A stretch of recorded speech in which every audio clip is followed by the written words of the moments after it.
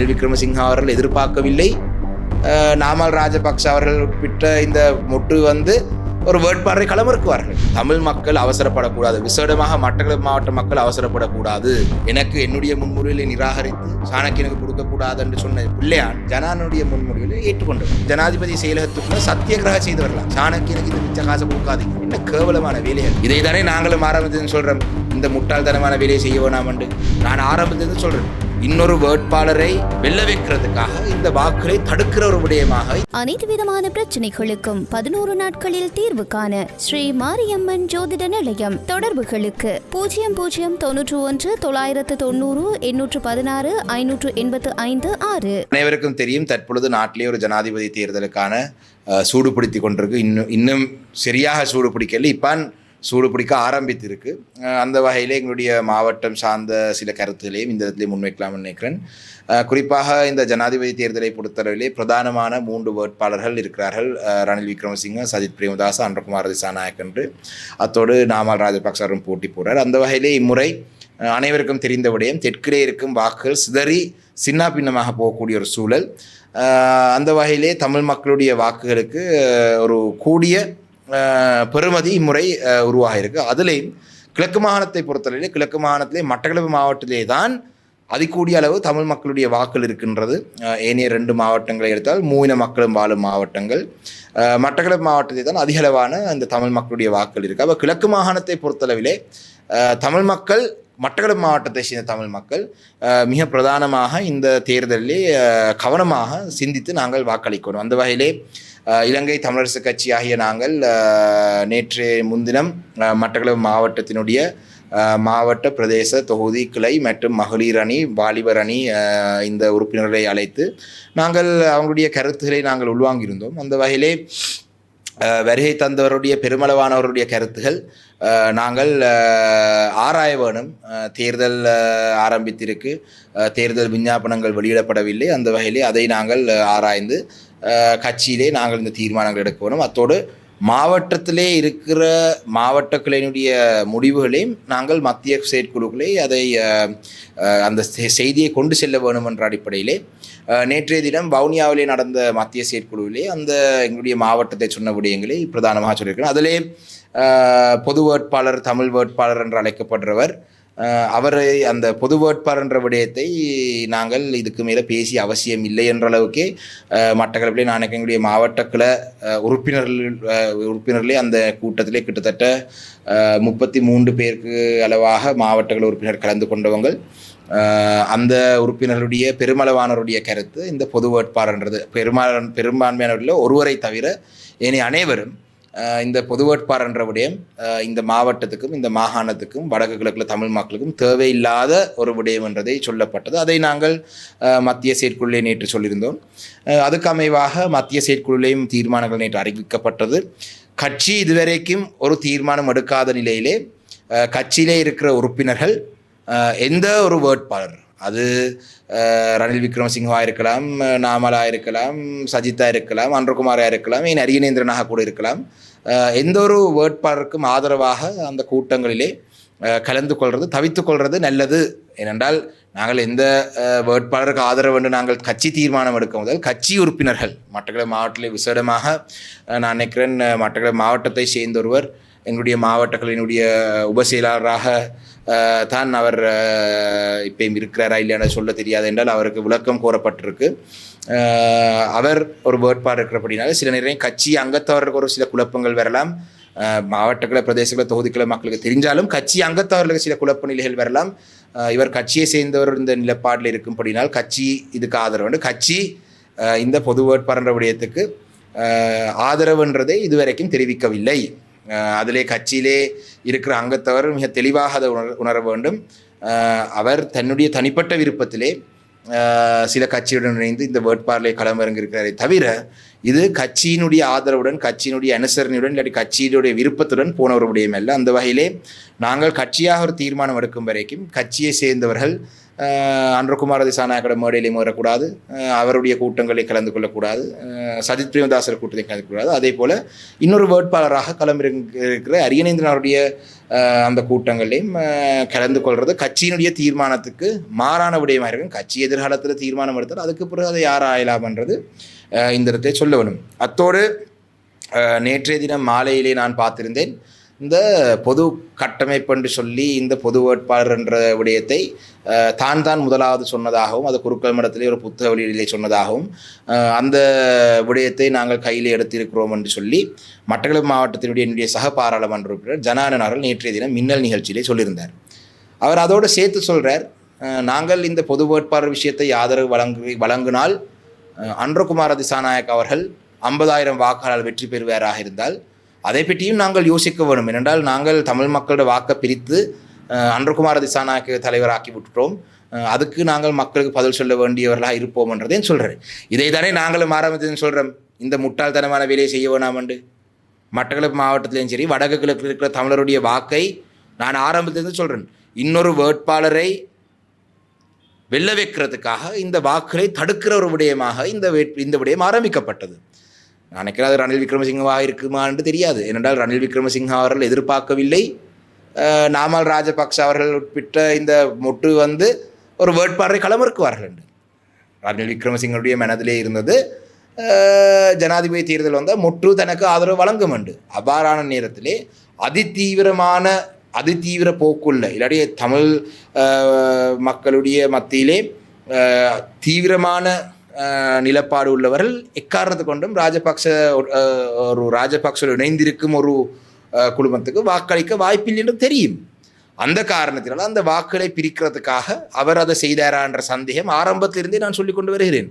அப்போ இன்று நிலைமை மாறிவிட்டது. இன்று மொட்டு தனி ஒரு வேட்பாளர் போடும் பட்சத்திலே அந்த அதிதீவிரமானவர்களும் சில நேரம் ரணில் விக்ரமசிங்கக்கு வாக்களிக்க வாய்ப்பு இருக்கின்ற இவர்கள் ஒரு விடயத்தை தாங்கள் அறியாமலே கூடுதலான தூரம் கொண்டு போய் விட்டார்கள். அது செல்வமடைக்கல்நாதனாக இருக்கட்டும், சித்தார்த்தனாக இருக்கட்டும், பாராளுமன்றத்திலே எங்களுக்கு சொன்னவர்கள் இந்த விடயம் ஒரு தேவையில்லாத விடயம் எங்களுக்கு முன்னுக்கு சொன்னவர்கள் மதிய உணவு சாப்பிடும் பொழுது. ஆனால் அந்த தேவையில்லாத விடயத்தை ஒரு கட்டம் மேலதிகமாக கொண்டு போயினார். இதில் என்னை பொறுத்தவரை EPRLF கட்சியுடைய தலைவர் சுரேஷ் பிரேமச்சந்திரன் அவர்கள் அவர் ஆரம்பத்தில் இருந்தேன் சரி இப்பயும் சரி இதில் தீவிரமாக நிற்கிறார் என்று அவருக்கு ஒரு அடையாளம் இல்லை.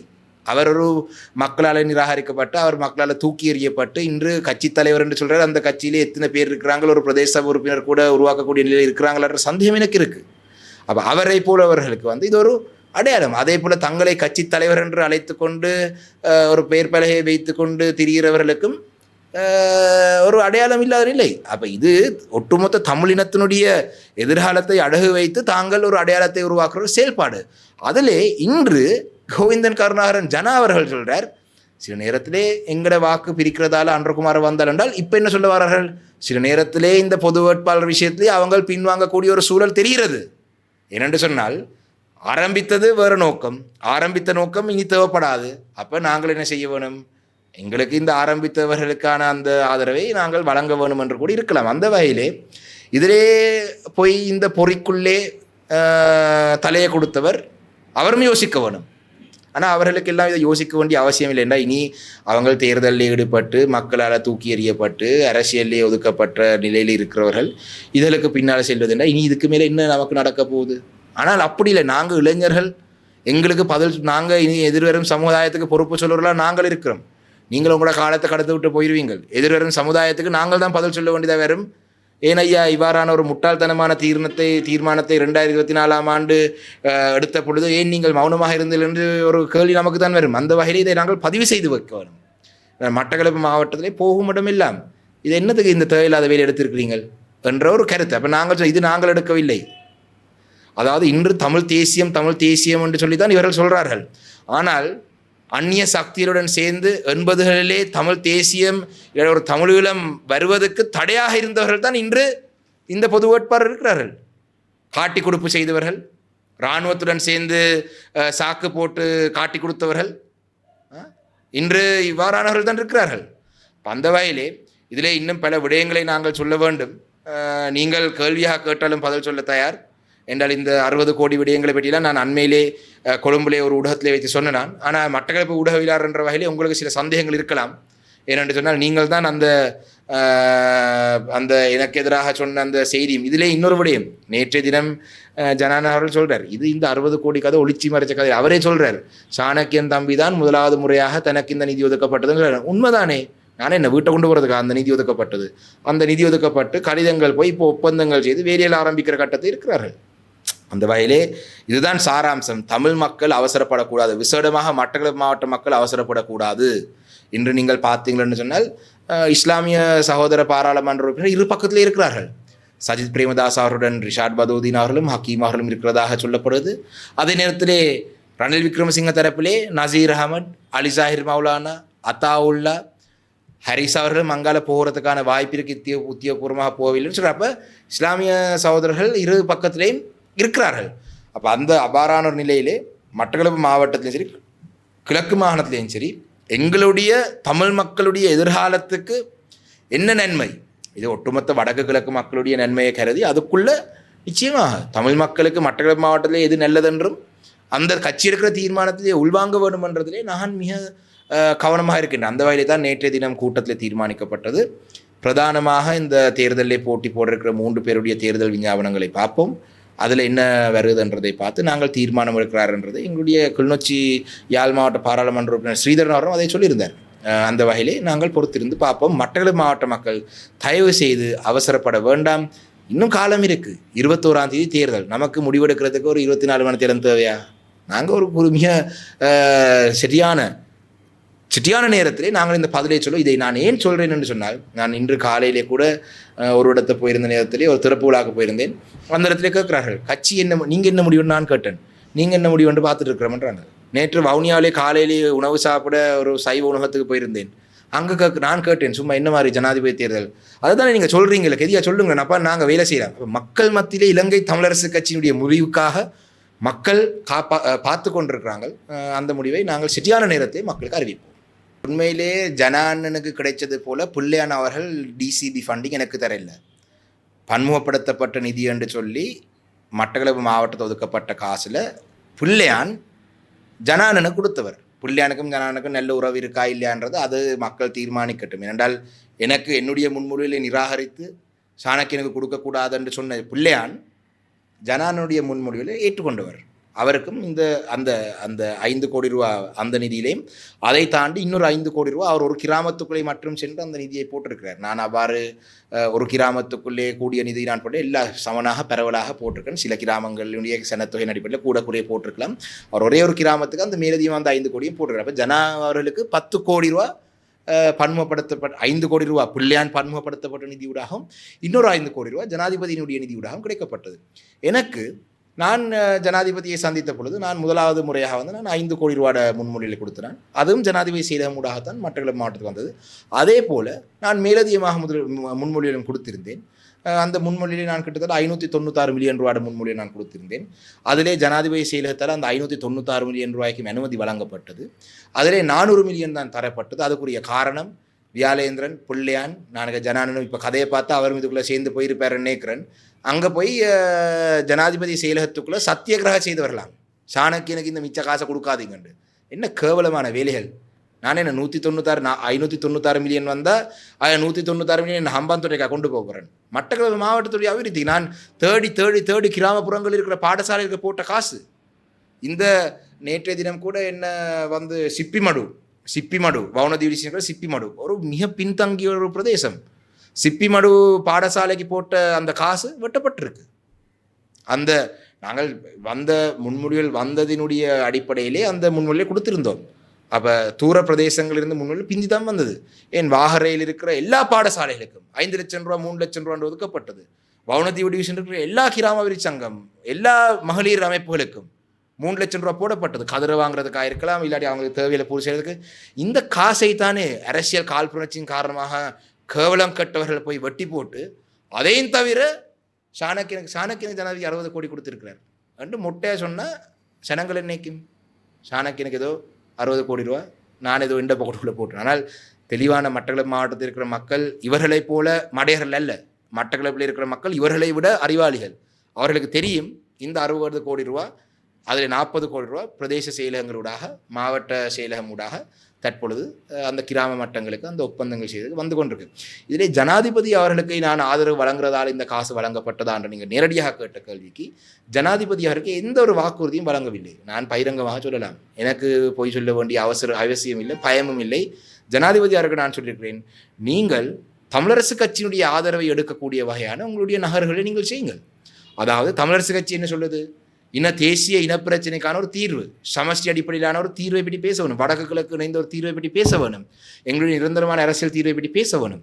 அந்த பேச்சுவார்த்தையிலே எங்களுடைய கட்சி ஜனாதிபதியினுடைய பேச்சுவார்த்தை செய்கிறதுக்கு தயாராக இருக்குது.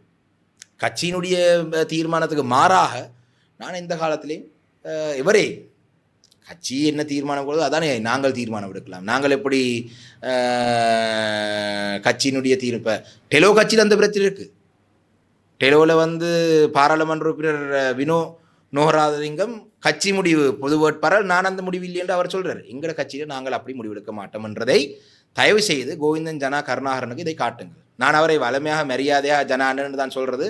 ஆனால் இப்படியான ஒரு அரசியல் ரீதியாக ஒரு பங்க்ரோத் அரசியல் நிலையிலே இருக்கும் ஒருவரை தற்பொழுது நிலை எதிர்காலத்தில் நாங்கள் திருப்பி இன்றைய நிலையிலே ஒரு மனவேதனையுடன் இருக்கிற என்றால் ஒரு மூத்த ஒரு உறுப்பினர், அவர் என்னுடைய தந்தையை விட ஒரு 2 வருஷம் தான் குறைவு,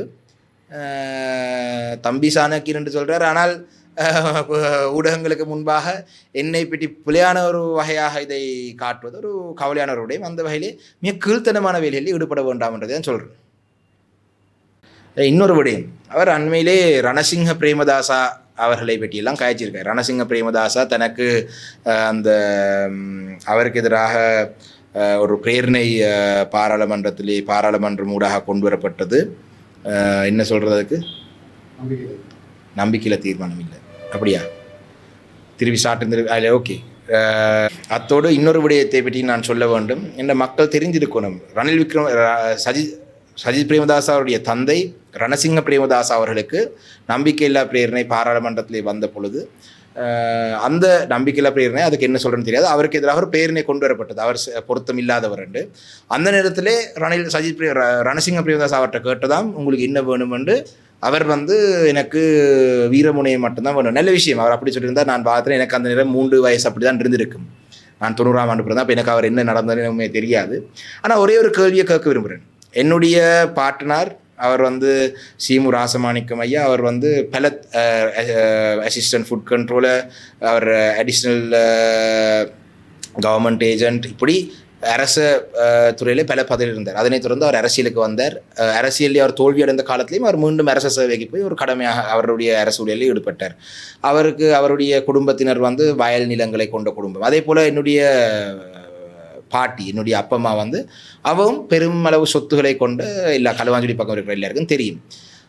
என்னுடைய தந்தை ஒரு வைத்திய ஒரு மருத்துவர், ஒரு டாக்டர், ஒரு மெடிக்கல் டாக்டர். அப்போ நான் வீடு கட்டியிருக்கேனா, நான் வளவு வாங்கியிருக்கிறேனா, நான் வாகனம் ஓடுனா, இது எல்லாத்துக்கும் கணக்கு காட்டலாம். ஜனானனுக்கு இந்த சொத்துக்கள் எல்லாம் வாங்குறதுக்கு எங்கிருந்து காசு வந்தது என்றதை மக்கள் சிந்திக்க வேணும். என்றால் களுவாஞ்சுடி செட்டிப்பாளையத்தை தெரிந்தவருக்கு தெரியும், அவங்களுடைய குடும்ப பின்னணி தெரியும். அப்போ அவருக்கு இன்று மட்டக்களப்பில் இவ்வளோ ஆடம்பரமான வீடு கட்டுறதுக்கு அவருடைய குடும்பத்துக்கு அங்கே லண்டனுக்கு 94ஆம் ஆண்டிலே அவர் ஆயுதத்தை நான் தூக்கி விட்டு போட்டு ஆயுதத்தை எடுத்து புத்தக பையை எறிஞ்சு போட்டு நான் அரசியலுக்கு வந்தவர் என்று சொல்கிறாருன்னு சொன்னால் அவர் தொடர்ந்து போராட்டத்திலோ இருந்திருக்கணும். 89ஆம் ஆண்டுக்கு பிறகு அவங்க 89ஆம் ஆண்டு காலப்பகுதியை செய்தெல்லாம் எல்லாரும் தெரியும் தானே, செய்து போட்டு லண்டனில் தப்பி போனவர் அவர்.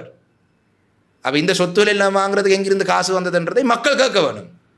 லண்டனில் இருக்கிறார்கள் எங்களுக்கும் தெரியும், லண்டனில் 89ஆம் ஆண்டு போனாக்களுக்கு தெரியும். இந்தளவு சொத்துகள் சேகரிக்கலாமா லண்டனில் உழைத்தன்று எல்லாருக்கும் ஒரு சந்தேகம், கேள்வி இருக்குது. இதை மக்கள் கேட்க வேணும்.